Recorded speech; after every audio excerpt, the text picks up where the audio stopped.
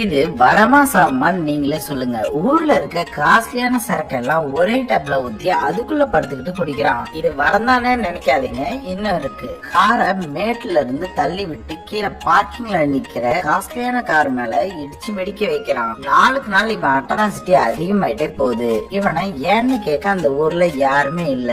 ஏன்னா 2020 வந்த வைரஸால இந்த ஊரே அழிஞ்சிருச்சு. இவன் மட்டும் தான் கடைசி மனுஷனா இருக்கான். இவன் வீட்டு டாய்லெட்ல தண்ணி திந்துருச்சு, அதுக்கு மினரல் வாட்டரை எடுத்து டாய்லெட்ல ஊத்தி யூஸ் பண்றான். இப்படியே கொஞ்ச நாள் ஆகுது. பார்த்தா அவன் வீட்டு ஸ்விம்மிங் பூலையும் விட்டு வைக்காம அதே டாய்லெட்டா மாத்திடுறான். சூப்பர் மார்க்கெட்ல இருக்க காஸ்ட்லியான ஸ்நாக்ஸ் எல்லாத்தையும் அள்ளி போட்டு வந்து ஓவர் நைட்ல சாப்பிட்டு வீட்டையே குப்பை தட்டி மாதிரி மாத்திடுறான். கடைசியில ஒரு நாள் தனிமையில இருக்க பிடிக்காம போதையில அங்க இருக்க கடையில இருந்த பொம்மை கிட்ட தப்பா நடக்க முயற்சி பண்றான். அந்த பொம்மையை உடைஞ்சிருது. தனிமையை கொல்றதுக்குள்ள நம்மளே செத்தலான்னு முடிவு பண்ணி காரை வேகமா ஒரு மலை மேல மோத போறான். அப்பதான் இவன் மனசு குளிர்ற மாதிரி தூரமா ஒரு நெருப்பு எரியத பாக்குறான். சோ கண்டிப்பா யாரோ உயிரோட இருக்காங்கன்னு புரிஞ்சுக்கிறான். இந்த உலகத்துல தனிமையில இருந்தா எவ்வளவு கொடுமையா இருக்குன்னு காமெடி கலந்து சொன்ன படம் தான் இது.